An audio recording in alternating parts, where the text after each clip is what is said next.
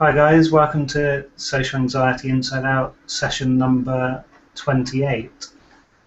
And just to tell you a bit about what these online hangouts are all about, um, I experienced social anxiety for as long as I can remember, and this is a different way to look at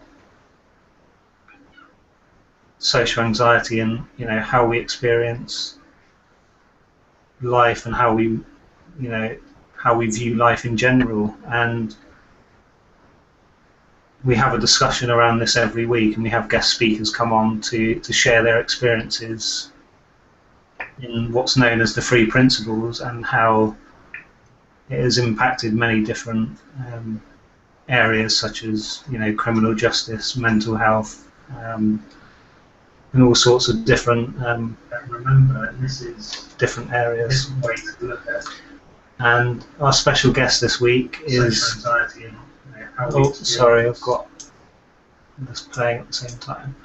Our special guest this week is Karen Miller-Williams, and Karen's website is freeprinciplesnurse.com. That's free as in THREE. And Karen has been watching this show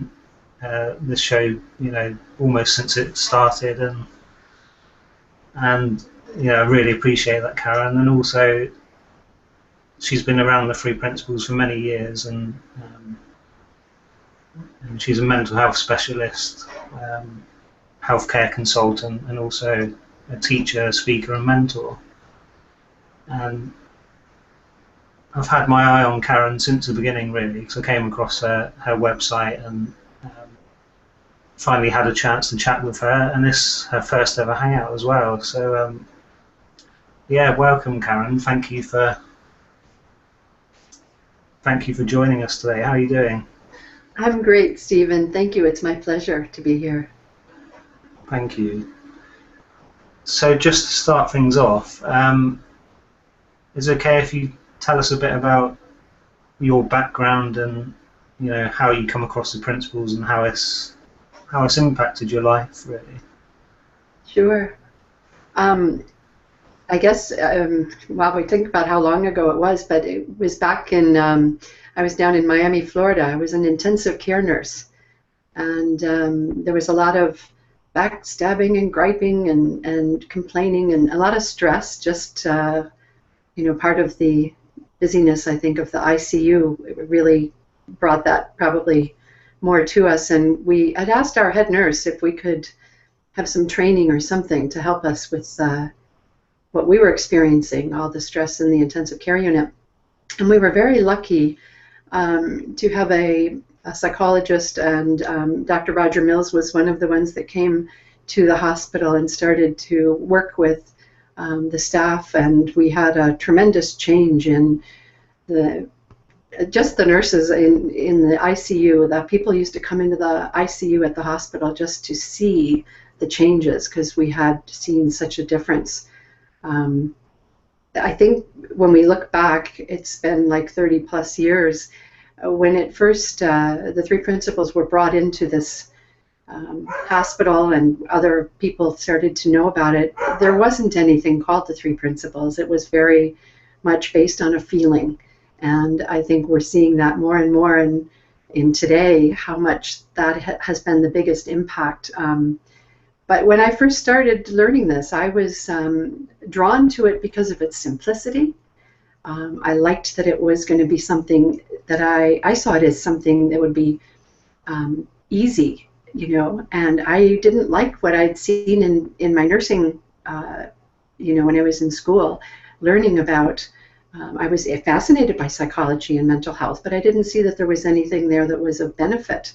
So when I started learning this, I knew I had to start, I took an internship and I studied with Dr. Mills and another doctor down in Miami. It was called the Advanced Human Studies Institute back then.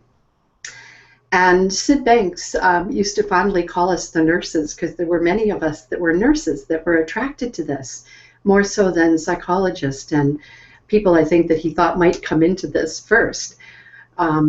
So it changed my life so much that I knew I had to leave intensive care. I wanted to share this with other people. And I worked in research on stress while I was doing my internship, and got to see that when I was working with these veterans in a research project, I saw them changing. I saw people, having changes with, let's say, alcoholism, or that they started to have better relationships with their families. I thought, wow, this is really cool. I want to share this. I want to do this as my work. And the people that I was working for while I was in research for the stress in the immune system, they actually gave me an opportunity to do some training in nursing homes. So I went in and trained some of the staff in the nursing homes and saw the results of that. So I started getting involved in providing continuing education for nurses, started, wanting to put this out more. And I was lucky enough that there were many people who came down to Florida to start learning about this. And one of the people I met was Christine Heath from Minnesota, and she wanted to start a clinic in Hawaii. So we started the Hawaii Counseling and Education Center in Hawaii, worked with prevention programs, worked with treatment for special ed and emotionally handicapped kids. So I've worked in the prisons, I've worked with people that are in locked psychiatric wards in hospitals as a nurse. I've seen every venue. My youngest client, 3, and my oldest is like 90. So I've seen how it crosses ages, it crosses diagnosis. It's like something that you can see is such a benefit to everyone out there. And I guess that's what's most exciting to me, is that I think this should be something that should be taught in schools. It should be part of everyone's base knowledge, is learning about their own mental well-being. It's not something that is talked about much. So it's just a beautiful thing to see what changes it can make, what an impact it has on people of all ages, any kind of condition. Since I've moved up to Canada, I told my people before, friends and that, I'd say I never would have left Hawaii except for a man, and I met a wonderful Canadian. So I've been in Canada for many years now, and I've been working with a lot of different areas in mental health as well, running group homes for the mentally ill, and working with counseling in the, I guess that you would call it, in the mental health, division up here. So it's been a wonderful, wonderful experience. There's nothing like meeting someone and helping them to see what they forgot. Sid used to talk about waking people up, and that's how I feel, is that it's reminding them of something that they had when they were born and they've totally forgotten. It's something that it's wonderful to just wake people up. That's, I guess, how I see it. No matter what age, no matter what diagnosis, everyone is so grateful when you can look them in the eye and tell them that they're actually healthy inside, that they don't have to do anything, that it's really something that is theirs. It's a gift. And most of us have gotten to be thinking so much that we've missed it. We've kind of missed the point of what it was that we knew as a child, when we were much more, relaxed in the moment, not having a lot of thoughts, not carrying them with us all the time. So it's to me, it's like a real treat to, I think of my job as helping people to get happy, helping them to understand, where they've gotten lost.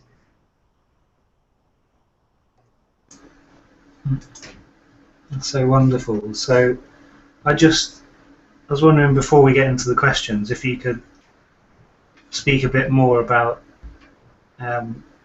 what the principles mean to you. And also, I decided to title this hangout "The Truth About Mental Health" because I saw your blog post. Is it okay if you talk around that just for a few minutes? Yeah, I think it's interesting that we call it mental health.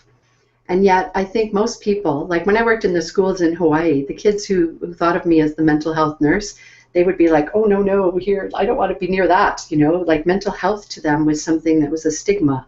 When people think about calling the mental health centers, they're not calling there because they're looking for mental health. They're calling there because mental health they're going there to get some help, But basically, mental health is not what people are talking about in those centers, that we've become mental illness specialists. So when people think of mental health, they don't think of it in the terms of it being that's the healthy part of you. That's not the part that most of us are thinking about, learning about. When we think mental health, we think depression, anxiety, we think PTSD, we think of all of the diagnoses, and those are, it's interesting because I'd heard this from Chip Chipman at a 3-piece school once, and it just, it's amazing. The old, the French used to call them, the therapist, alienist, because we were actually alienated from our mental well-being, and that's why they called them that back then. But there was also, they were looking at, you think about psychology, it's the logic of the psyche, the logic of the soul, as Sid would say. And when initially, this is what people were looking at, was what is that all about? But because it was so hard for people to get a grasp of it, it started becoming, oh, let's look at all of the details. Let's look at what are the symptoms. And so we've become very good at having a book, they call it the DSM-5, that is just filled with list of all of the different things that are wrong in, let's say, with people's mental health. Not looking at what is mental health.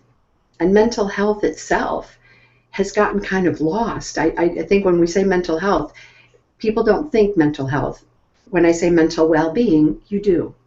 But when we say mental health, people mostly think about, oh, that's someone who's got a problem. So we have to start looking at, I think, seeing it as a different entity altogether and start teaching people about what that is. We're learning a lot more about, I think we look at mental health is truly not, the words just don't jive with what people are calling it today. So I guess to me, I'm really wanting people to have an understanding about the fact that mental health is something that is the healthy part, not the illness side of things.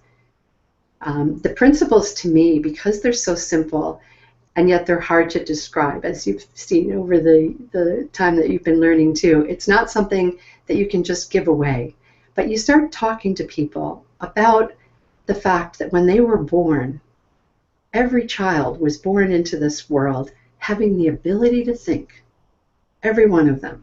Now, how they think is something they develop over time.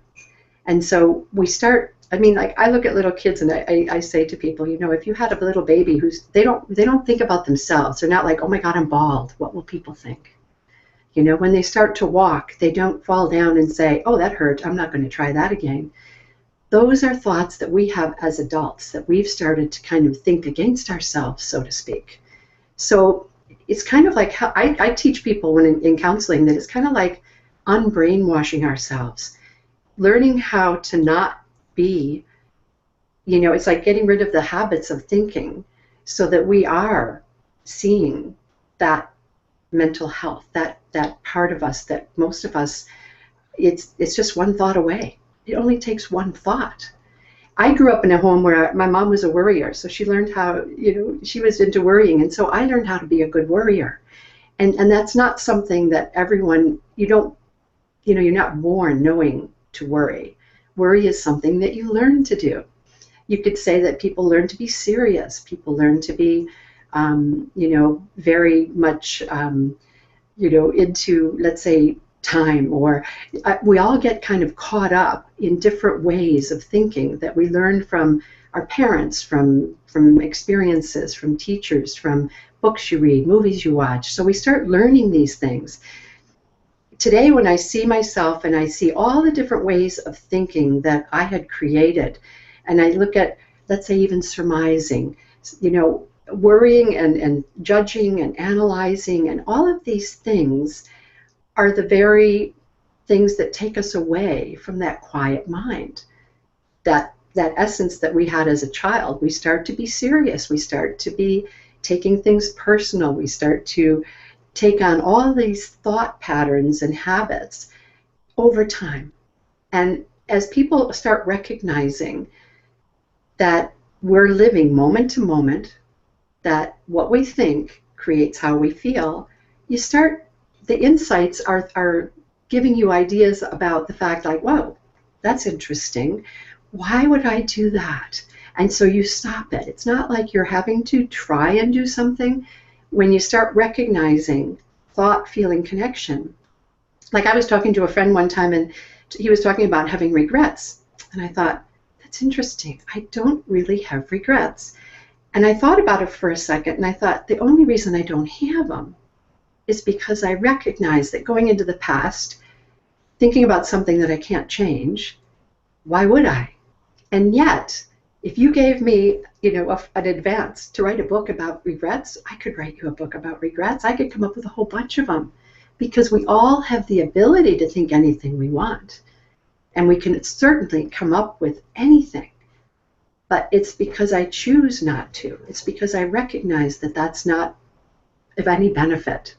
So it's you waking up to your thinking. It's you waking up to seeing you're the thinker and not those things just kind of start disappearing on their own. It's kind of like when I was talking to someone about insights one day and I thought, wonder, because I wasn't thinking a lot about what my insights were and I never really got into that much. Then it's when I started recognizing that there are a lot of times that I've actually had insights and I didn't think of it as being that. But it's you waking up. You're always waking up to another realization of, oh, there I am again, thinking something that's making me feel something. Elsie Spittle once said at a conference, the question was, is that the feeling you want? And I find myself seeing that often. If I get into a mood and I've got a grudge, or I recognize that's me creating that. And so I also see this is something I don't have to have. I don't have to pay attention to this. That was just me getting into that thinking. But it's like, is that the feeling you want? And I realize, no, it's not. And so it just kind of dissipates. Like you're getting the freedom to allow for it to it just drops away. Because when we're into hanging on to our thoughts, when we're really in a bad mood and we're hanging on to them, it is like a magnet. They just keep on coming at you.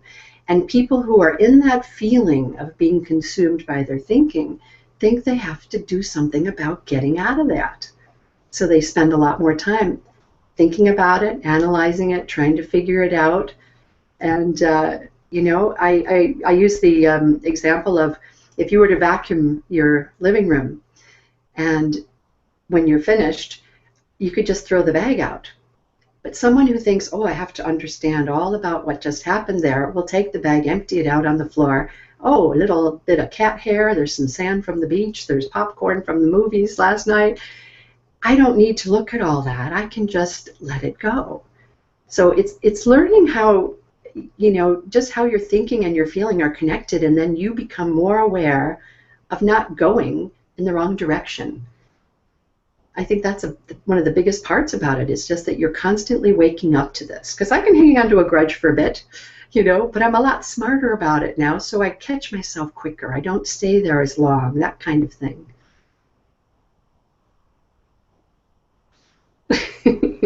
I can definitely relate to that. And I love what you said about emptying the Hoover bag out. We just love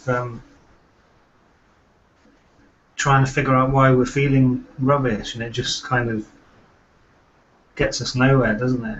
It's but until you kind of get an understanding, you don't really realise, because you're so stuck in it. And in my experience, I was stuck in it for so long that,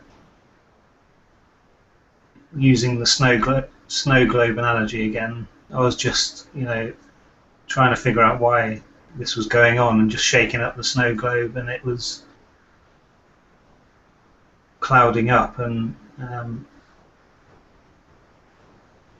you're totally right in saying, you catch yourself, even though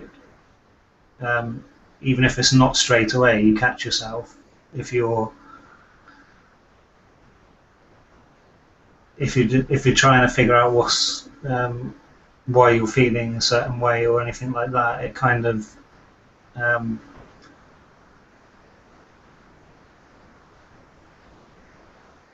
yeah, you just realise that you're doing it to yourself, and it. I guess, in your opinion, do you think?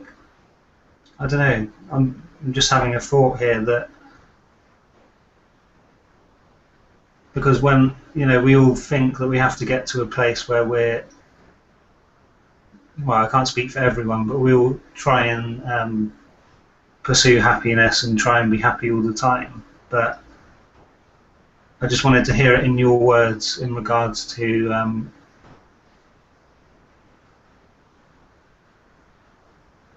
seeing it this way,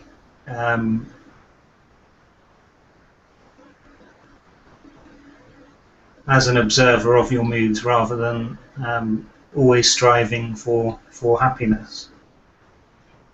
Yeah, you know what, Steve, that's an interesting question, because people start thinking that somehow you go to this place of happiness or nirvana and that's where we live, and that's not the case. Life is full of experiences and we all have our ups and downs. So I'll give you an example. My mother died back in '92, and I was in Hawaii, and I was driving home from work one day, and I was thinking about her, and I was crying, and I thought, okay, I don't have windshield wipers for my eyes. I either need to pull off the road, or because I knew better, what I saw was, if this is our median point here, and this is, let's say, feelings that we enjoy, and these are ones we don't enjoy so much, we're all going up and down on this continuum, this level of consciousness. So I recognized that in this feeling of sadness and loss, the thought is the same, okay, but let's say the thought is mom, and thought is neutral. But in my stressed, tired, whatever state I was in, that thought becomes one of loss and sadness.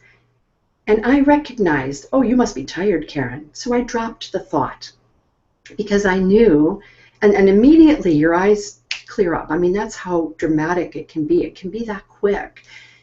It might not have made me any less stressed or less tired, but I knew that the thinking I was having in that time wasn't beneficial to me, so I let it be.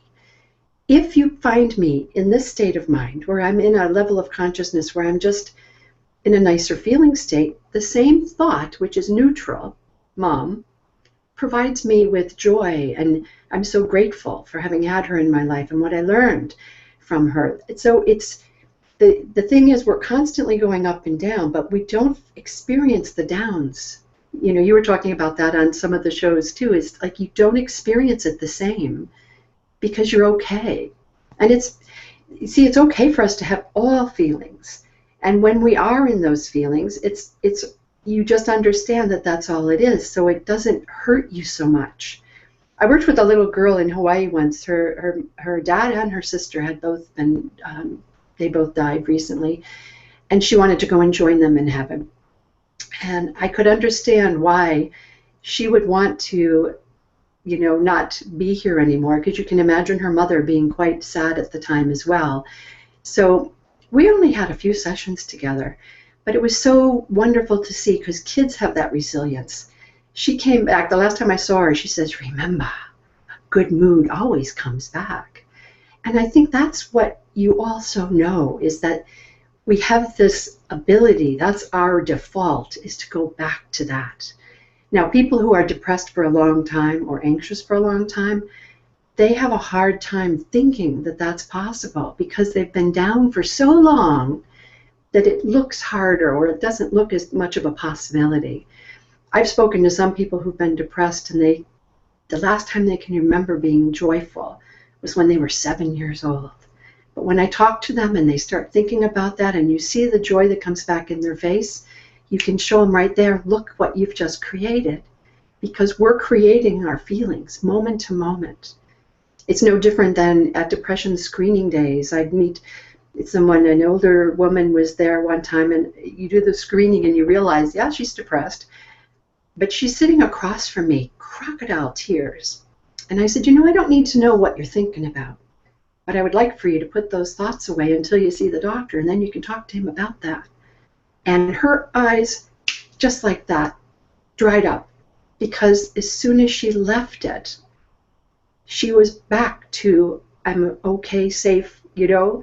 It was a whole different feeling. For me to stay in a thought that's creating, you know, whether it's depression, anxiety, whatever it is, I just don't do that as much. And before I could say, oh, I really liked getting into it. You know, a lot of people will say that. They really like, you know, being down and getting into, they'll put on the blues and they'll kind of get into it. And that's part of what we sometimes have seen, that we, you know, we kind of get wrapped up in it. But most of us would prefer to not be stuck in it for so long. And so the faster we are at recognizing what part we're playing makes a huge difference. You know, it's really seeing how we think and we create in that moment.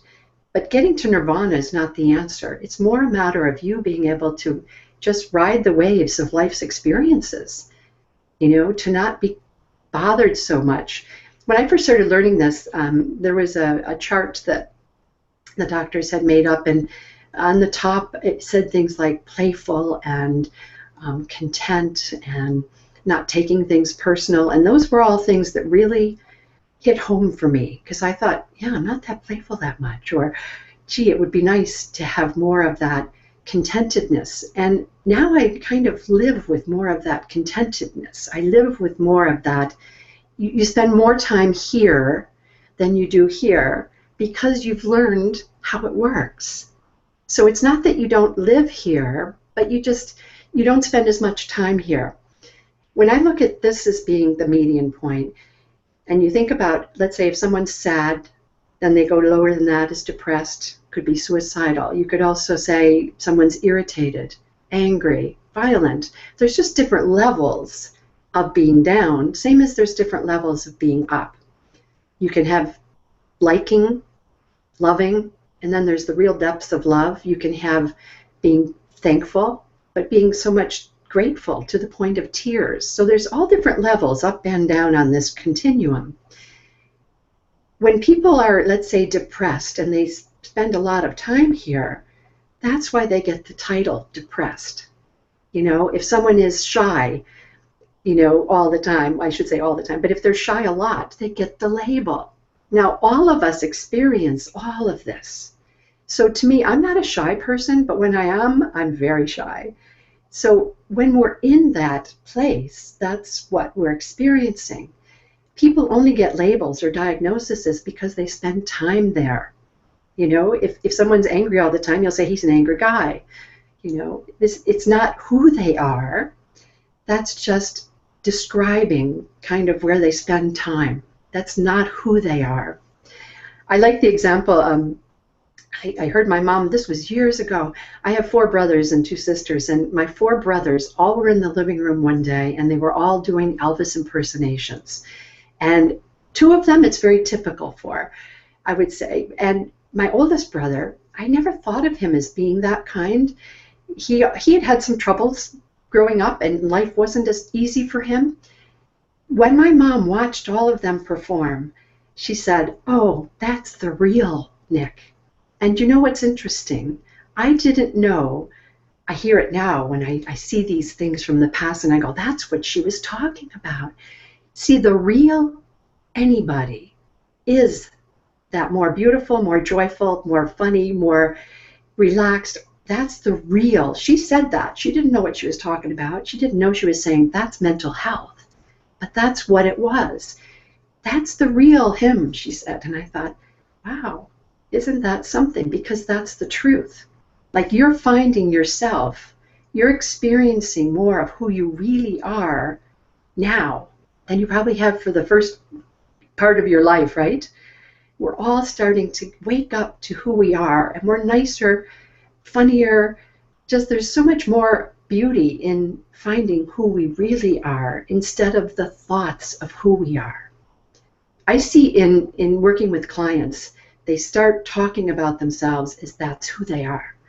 I'm depressed. I'm anxious. Like, people talk about it and identify with that, and that's not who they are. It's just what they start thinking, and then they start taking that on as though it's something real.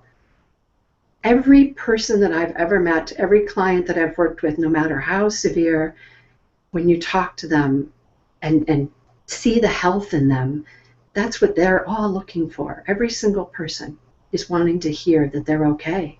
And they haven't heard that very much. In the mental health field today, most times they're not hearing about what's inside. There's this healthy part inside of every human being. They're not hearing that. That's not common. You know, seeing the health within is how you help a client. You have to see it. Wow, that's so wonderful. You explained it in such a simple way that I really got something from that. Thank you. It was something struck me when you were saying about what your mum said about your brother. I just got a real sense of that, because I've had times, you know, in my past, like everyone, where you've had those moments where you're not thinking and you're just really having fun and being yourself, and then, you know, being your real self, and then you kind of, for me anyway, I caught myself being like that, and then quickly shrunk back into this this shy person I thought I really was. It's really funny. It just really struck me when you said that. Yeah. Just yeah, the times where you're not thinking and you're just really in the moment and doing something, and it feels pleasurable, and then you kind of catch yourself doing that, and then, you know, the habitual way you think you are comes back. But the fact is, the real you isn't the habitual thinking, is it? It's so much more than that, and like you said, when you've been down for so long, you really don't think there's any way of feeling good again. But, you know, there's really something in here what we're talking about. And I think it'd be a good time to move on to the questions. You're getting quite a lot of questions in. You're very very popular. So the first one is around physical health. It says, I'm always interested in the body's ability to heal itself of anything, given the right attitude and food. If Karen has time, could she expand on this with regard to the 3 principles? When I was working in intensive care, some of the things that really struck me were, and again, this came up, you know, as this woman or whoever's asking, you saw all these people whose bodies were just ravaged with all kinds of, because intensive care, we see a lot of really sick and you know, hurt people who are going through a lot. And I remember one time standing over this patient who had such an incredible wound that I'm looking at this and I'm thinking, wow, how can he look at that and see that's his body that is in front of him, that's totally open, infected, not healing. And he was just looking at it. And I'm changing the dressing with the doctor. And I told the gentleman, I said, you know, I said, when I'm feeling good, I said, I can imagine all the cells in my body also feeling that way. But when I'm feeling really not so good, I'm thinking every cell is thinking, I don't want to get up and do anything either. I don't want to heal you. I don't want to work, because all your cells are being energized by the same thoughts and feelings that you're experiencing. Now, whether or not someone, you know, heals or not, like, I think anything is possible. I see that. But one of the things that was most, I guess, kind of a big awakening for me was when I first went on my first trip to Hawaii, I came back. I was an intensive care nurse, and I had gotten off the plane at 10, went to work at midnight.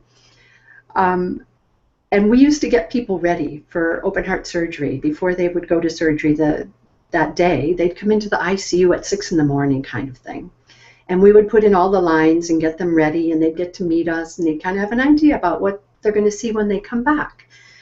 And my friend Susie and I, we gave this man such a wonderful experience of joy while we're getting him ready to go to surgery for open heart. We were laughing and talking about Hawaii and the wiki buses and, you know, just fun. He went off to surgery, and I thought, all right, you know, we got him off into a good state of mind. This is really cool. I came back the next shift. He had died on the table.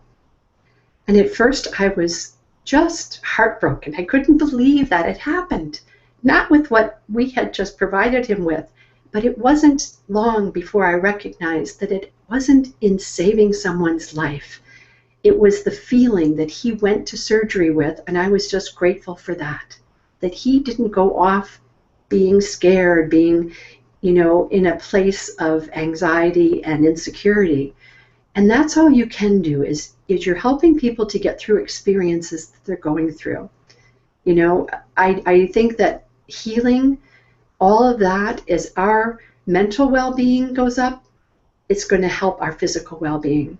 In the UK, they even say there's no health without mental health. That's kind of the, I forgot what you call it, your basis in mental health over there, is that's one of the statements that they've made. And I think it's true. The more that we can provide mental health, the better we're going to see people's physical health. But I think, again, it's not looking as this is the, you know, it's going to stop you from getting sick or from dying. Those things happen.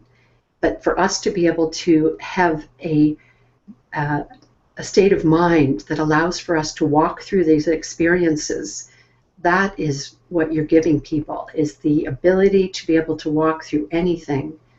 I think of when I think about the ICU, it used to be like kind of this wound up thing. And then if I came in up and I was wound up, we'd be like this. It was a crazy day. But the ICU will always be busy. And when I came in, and now I'm a 3 principles calm person, I was in the eye of the storm. And I think that's how you want to see it, is that we can go to that place where we can walk through things, any experience that we're having, in a nicer way, because we understand that thought creates feeling. So we're able to at least walk through these experiences in a much more graceful, much more easy way. So I believe in healing. I believe that there's, you know, the possibilities are always there for all of us.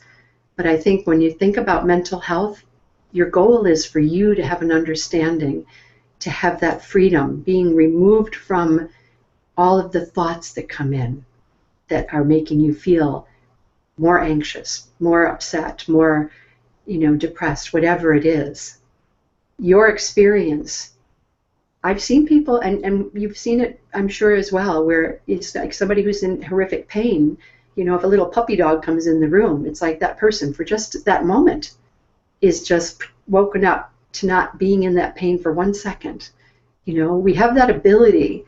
Our thoughts, moment to moment, can be creating and giving us these feelings, these experiences. So it's not like you're going to say that someone who has chronic pain will be free from chronic pain, but they start to have realizations of the facts that there are times when they don't, and when things are less. So I think there's growth for all of that, but the main thing, I think, is just to have that understanding that allows for you to go through it in an easier fashion. Thank you, Karen. I hope that question, I hope Karen answered your question for you. The next question is from Tony Arribas. He doesn't mind his name mentioned. So hi Karen, I'm a carer for my mum who has dementia. What would you say is the main thing the principles help with in a caring role? And can you give an example, please?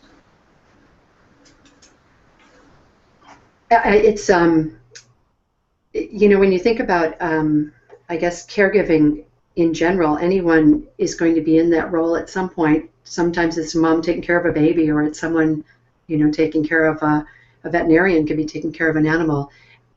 We're taking care of people, friends and family on a regular basis. When someone has an experience like, particularly, let's say, with Alzheimer's, I met a nurse one time, and she said, you know, she says, my mom isn't the same person. She goes, when I go to see her, she doesn't know who I am anymore.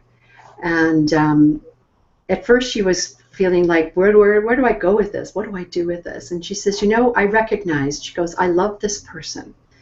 The body is still there, even though the mind is not there. And so she got to just start enjoying what was in front of her and loving who she was taking care of. She says, my mom is now pacing, and she'd be walking all the time, running around here and there. And she says, I started just walking with her because that was her favorite thing to do. So she kind of put all of that aside, what her thoughts were about it, and just got into the feeling and providing that feeling with that person that she was spending time with. In this case, it was her mom. You know, I think when my mom was ill before she passed, she went through a time where she was paranoid. And it's terribly frightening for them, but it's also, you have to watch how your thinking can get in there too, because I'm thinking, whoa, we haven't done anything. Why is she afraid of us? We're the people who are helping her.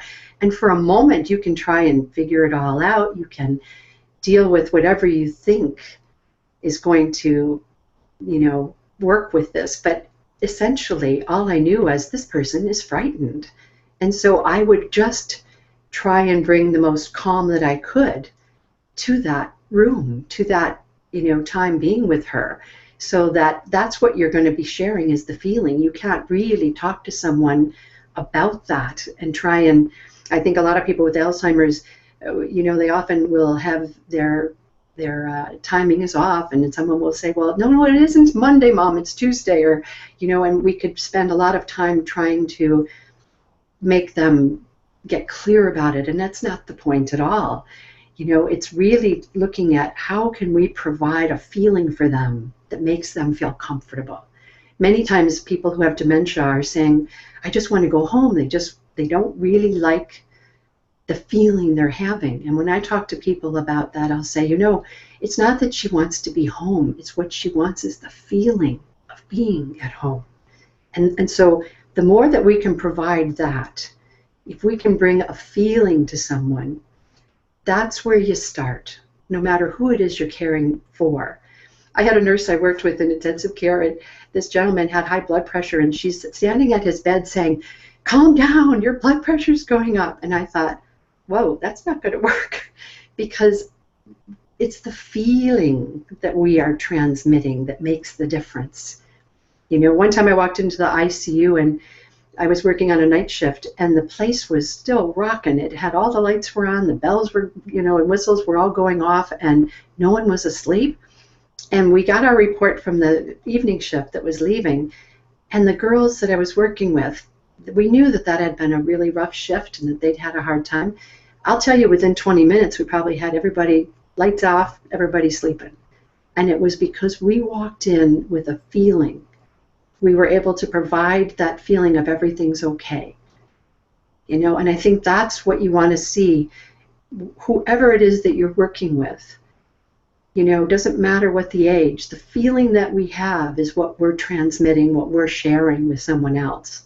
My youngest brother used to laugh that he says, I don't think babies like me. Well, he was the baby, so he never got to hold all the babies and change the diapers and do all this stuff the rest of us did. So it wasn't his comfort zone. And I said, that's all they're feeling. They're feeling that you're uncomfortable holding them because you haven't done it much. And that's what we're talking about always. It's the feeling that is going to help, no matter who it is you're working with, no matter what the diagnosis, whatever the illness is. If we can provide that feeling, that's what they're going to get. I think one of the biggest things I provide for in the mental health field is a feeling of hope. people don't even think that that's possible, you know, and you want to give them that feeling of being at home, or giving them a feeling of hope, giving them an idea that there is something beyond where they're experiencing. Most people, when they're not feeling well, they certainly don't see any doors opening, because don't forget, lower level of consciousness, you don't see so many open doors, you know. We get people into a more secure state, you start recognizing there's a lot more out there, you know, possibilities, opportunities. And so I think in general, if you think about the feeling, that's what you want to transmit. That's what you want to share with someone. I hope that helped. I'm pretty sure it did. Tony, if you want to send your feedback on that, please do. Okay, so the next question is, how can you overcome fear when you are in the center of it, rather than a situation or object? Does that make sense, Karen? I guess what it means is how, maybe repeat it one more time for me there. Okay, how can you overcome fear when you are the center of it, rather than a situation or object? I guess it's not so much overcoming it as much as it's you recognizing that any feeling you have is self-created. I've talked to so many young people. By the way, anxiety I see on the rise. You know, we've gotten so busy with technology and whatnot. I think there's so many more people that are coming in with that. And a lot of people are anxious about, you know, their work, or they're anxious about their relationships. And you start talking to them about the fact that they're creating their feelings because they think it's created, that there's somebody that makes them feel loved, or somebody who makes them angry. And when you start recognizing that you're creating that feeling, that allows for you, even when you're in that fear, to recognize this is what it is. It's just me having a thought. If you're in the fear or in the anxiety or in the depression, when someone can bring this to your attention, or if you become awake to this fact, it just makes it not so scary. It makes it like it's not a big deal. You talked about it not long ago on one of the Hangouts about how being there and just having that experience is not nearly what it used to be, because you're not so consumed by it. So it's just different levels of consciousness. When we're in that fear, yeah, it's not that easy. Like I told you earlier, when I had a grudge with my husband, let's say, I could just say, oh, you know, I'm not in a good mood. You may as well go hang out with someone else today, because I'm just, you know, I'm into this. You know, I'm into this being righteous. I have a right to be mad, or I have a right to whatever. But I know for sure that this is not something that I want to hang on to. I know that I'm going to drop this, even though I'm still standing there and fighting for it. I know I'm going to drop it because I just know that's not the feeling I want. So it's over time, you just get better and better at not taking it all so seriously, not responding to it as much. I don't know if that helps, but you know, it's like when you're in it, I would say it's kind of like when I use it, call it the mental flu. You know, it's like when I've got the physical flu, I'm going to take care of myself. I'm going to rest, you know, take fluids, and probably not go out and, you know, spread it to others. And the same thing is true for our mental well-being. I think when you've got the mental flu, so to speak, I used to say when I first started learning this, you know, you'd be like, zip your lip, you know, don't respond, try not to be reactive. So it wasn't like I was initially just being able to just blow it off, or that it didn't bother me. Initially, I just knew, no, you got to stop some of this negativity. Stop, you know, responding. Stop being part of it. Stop, you know, it's like how often we'd get to wanting to share, oh, I've had a bad day. You too? Oh, and then you start telling me about your bad day. You start recognizing this isn't what I want to do. And so you do less and less of what keeps you in that. Because that fear, that anxiety, that depression, that'll all go away. Your default is to go back to mental well-being. Most of us don't allow ourselves much time for that. So I encourage people to look for the quiet mind. And people will say, well, what do you mean? That must be weird, like a white room with no thoughts. No, no, no, not like that at all. One client told me once in Hawaii, he says, I know what you're talking about, Karen. He says, I walked out of my apartment. I felt the warmth of the sun. I felt the breeze. I heard the birds. I smelled the flowers. It's like when your senses are alive, that's when you know you're in that quiet mind, because you're able to experience what's happening in the moment. The fear is us thinking. So when we start recognizing, oh, there I am thinking again, it's easier for it to be, it drops away. So when you're in it, if you recognize I'm just depressed, or I'm anxious, or I'm down right now, and you recognize that that's all it is, I'm just, okay, so what? I got the flu. Big deal. All I do is stay out of, I don't go out and spend a lot of time with other people. I'm not going to be, trying to do a whole lot. I'm certainly not going to make any decisions when I'm in that lower feeling state. And it all passes quicker because I don't entertain it. One of my cousins, it was cute, she told me, I was talking to her on Skype the other day. By the way, I started sharing with her about 30 years ago. She was reminding me, and she's only now just waking up to what this is, and she's really enjoying it. But we were talking about the fact that, it's like when you're ready to hear it and when you're starting to learn it, that's the beauty of it, is that it's always there. Truth and wisdom and the three principles, they exist all the time. It's there. But most of us aren't aware that it's there. We end up being in our thinking. The person who's writing into this show is also very aware of the fact, because they probably have listened to this before, that it is their thinking. But it's not so easy when you're in like that, like you say, that fearful state. But if you recognize, there I am again, thinking again. In AA they call it stinking thinking, but it's like, it's so easy for us to be in that and to not recognize that that's us thinking. I hope that was a little helpful. Well, it was definitely helpful to me. There was something you said which really struck me, but I can't remember exactly what you said, but it was about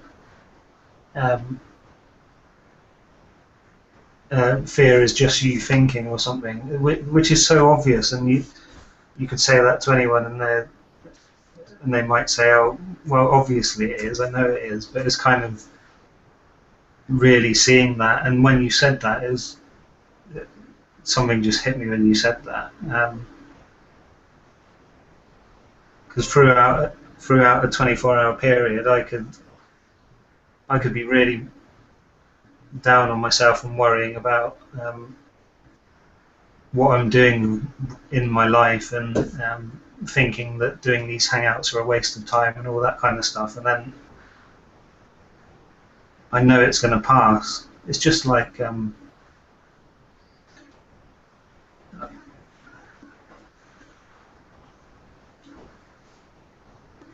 don't know how to describe it, but it's like, I like when people kind of compare it to the weather. The weather is always changing, and once you get a small glimpse that your experiences are created from your thinking, and they are illuminated by your consciousness or awareness, that I could be sat here in my office and one minute I'm thinking my life sucks, and then the next moment I'm full of possibility. Yeah. That in itself is like pretty phenomenal, because nothing has actually changed in my life, but it's just seeing it in two different ways. And like, I'm not sure if George Pransky said it or Richard Carlson, but being graceful with the lows and grateful for the highs, just rather than making kind of getting in a tantrum with ourselves because we're feeling rubbish. That would kind of be like being ungraceful and, you know, getting even more caught up in it. But I found that being graceful and patient with myself, that it does pass. And like you said earlier, Karen, that you could be tired, or, you know, sometimes I forget to eat because I'm working so much, and then I start having kind of negative thoughts or whatever, and then I remember, oh, I haven't eaten for like 12 hours or something silly like that. But you kind of become more aware of how the whole system works and be more attuned to it. And yeah, I'll just say to anyone watching this, just be patient with yourself and stay in the conversation, as Michael Neal says. Like, many a time I've felt that, you know, is going in this direction getting me anywhere? But it kind of creeps up on me. Like you said earlier, Karen, you just have insights all the time, and you uncover things that you've been doing, or you just kind of deepen your understanding all the time by uncovering things that you haven't seen before, having new thoughts. It must be amazing for you, having experienced this for, you know, a number of years. And would you say it gets, how would you say your understanding is changed in, you know, since the early days, Karen, compared to, you know, say after the first couple of years when you come across this compared to now? Would you say, is it drastically different, or do you just keep kind of easing into it? I'm just interested to hear that.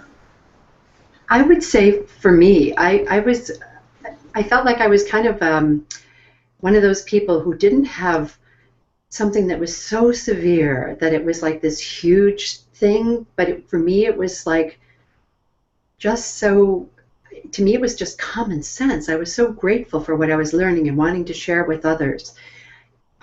Over the years, what I've seen is that when we first started learning this, there was a lot of attention put on trying to figure it out, how to teach it, putting it out in handouts, and a lot of words and different names over the years. And, you know, and it came back more and more and more to the feeling, because that's what it's all about. And I guess I'm seeing that no matter how many times I've read Sid's books, I was in Hawaii recently and I was reading In Quest of the Pearl again, and it just like, oh my God, it was so new again, reading it. So you feel like, how can that be that you're still looking at something that keeps on changing for you? But you talked about it as kind of like easing into it. That's how I feel like it's been for me. It hasn't been one of these like, wow, I was so low and then I went so high. It was more like I was already, I mean, I certainly was stressed as an ICU nurse, and we all, I guess how I see it is I've benefited from learning this, so that I live in a world that is generally feeling comfortable and content with the world. And we all have our moments. You know, if you looked at a 24-hour period, you know, a lot of people might be spending 23 hours of that really being down and caught up and into their thinking and not having a good experience. But they have this 1 hour, maybe, that they did find some peace and contentment, or that there was something nice there. And so I see it as that there's more and more, like the more and more that you understand this, the more and more that you spend more time in that upper level of feeling of consciousness, and not so much here. So it's just constantly waking up again, because you get complacent. Like I could get complacent and just think, you know, I mean, it's just kind of content and life is nice. And then all of a sudden you realize that, wow, there are so many people who don't know this, don't have this experience. And it wakes you up again to wanting to share more of this, because you realize this is something everyone should be able to have. that they can go and have some peace and quiet, that they can find that experience for themselves. So I find that it's a constant, I guess, as you said, easing into it. To me, it's not like these huge ups and downs. It's more like you're always learning, always finding a different depth to whatever it is that you're experiencing. Every insight just wakes you up again to not getting so caught up in whatever it is that you get caught up in. And we all certainly have our things we get caught up in, but you just don't do it as much. You just get to experience less of it, and when you're in those low places, you don't, fuss around with it, think about it, share it with others. You don't spend so much time keeping it alive, so it goes away quicker. It's like there's this, you've learned how to just, let it slide away. Where most of us, when we first are trying to figure out why something's happening, man, we've got lists, we're really getting into it and figuring it out. Why is it that I'm down? And you can start looking at all the reasons, and then you start recognizing, well, all of those are just thoughts. Like, when you think about it, like, there are a lot of people who don't think Mondays are a good day, and I think, whoa, that's like somebody saying 52 days out of the year, I'm not going to have a good day because I don't like Mondays. Like, a Monday is nothing. Whatever moment you're in is all there ever is. Monday was just a label we gave to a day so we can make appointments. Otherwise, your experience moment to moment is all you've ever got. If you think that rain is a good reason to be upset, then people shouldn't live in Vancouver, because we have a lot of rain up here. But you start recognizing that all these thoughts are just things that we've made up as though there's something important. And so I think as you keep growing in this, you have less and less thoughts that are, unproductive. You have less thoughts that are taking you and keeping you at hold in this low mood. That was something that was much more typical. In the past, I could get into it, and I think now I just realize why. Like, so you're constantly learning and getting freer from your thinking because you see what it is. We're the ones creating this moment to moment, so we have that ability to just not do that. A lot of my clients, they laugh, they said they always picture, like, here's little Karen on their shoulder saying, no, what are you doing? Stop that thinking. Or, like, it's not so much that you have to stop the thinking, but they're aware now that they're thinking and they're creating. And so they start being more aware of the fact, wow, someone woke me up to the fact I think and therefore I feel. I've had clients in locked psychiatric wards, and they'll say, well, why didn't the psychiatrist tell me about this? I said, oh, because he didn't know. He would have if he'd known. That's how I feel like what we're wanting to do is make sure everyone knows you think and you create. We want to make sure that people are more aware of the fact that these are principles that are always at work in us. It's not something that's going to change. When I have a bad experience or a good experience, it doesn't matter if I'm in a low mood or a good mood. It's my thinking in that state is creating what I'm feeling moment to moment.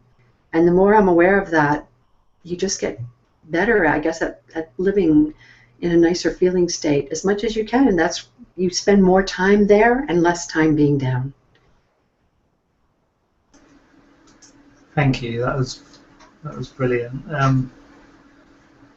When you were saying the thing about Mondays, I remember when we had Mara Gleason on, she was telling a story about her when she was on the beach on a Sunday, and then all these thoughts started coming in about her dreading the Monday coming tomorrow, and then she kind of caught herself and she realised, well, I actually love what I'm doing, and I love my job, I love what I do, and and it goes to show that there's just those habits of thought coming in, and she didn't take it seriously, and I get that as well with Mondays. I work for myself and start to get anxious around this kind of time about tomorrow. I've got all this stuff to do and all that, but then, yeah, it's just it's just silly, really, isn't it? Yeah. Yeah. So I'm just aware of the time. Could I get one more question in, please, Karen? Sure. Thank you. Before I do that, Tony said thank you for answering the question. He said that was fantastic, Karen. That was fantastic, Karen. Thank you. What I have found is that I can forgive myself too when I'm not in that feeling, and my mum understands that now. I suppose I'm really lucky that we have a close connection. So yeah, thank you, Karen. Thank you, Tony, for asking the question. Okay, so the last question is, would Karen like to comment regarding the potential of introducing the three principles as an understanding and to suit requirement? Example, drug and alcohol services, other mental health services, into the National Health Service in the UK. So what is, with all your experience, what would you say to that in regards to us having more of an impact over here and sharing the principles in more of a formal way, I guess?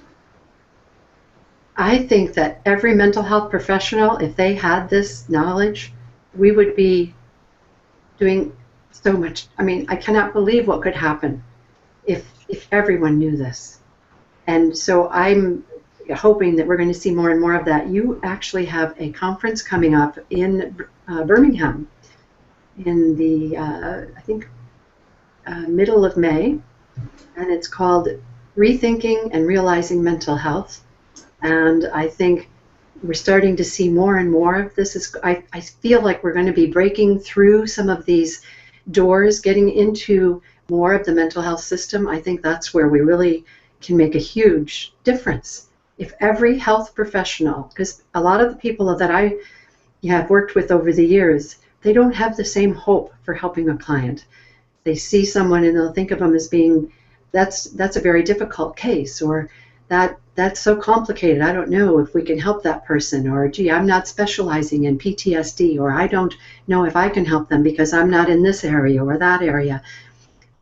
What this did for me was made it so that I could take one person who had alcoholism, PTSD, depression, and I could say, I could help you with all three of those things. But that's not how most people feel.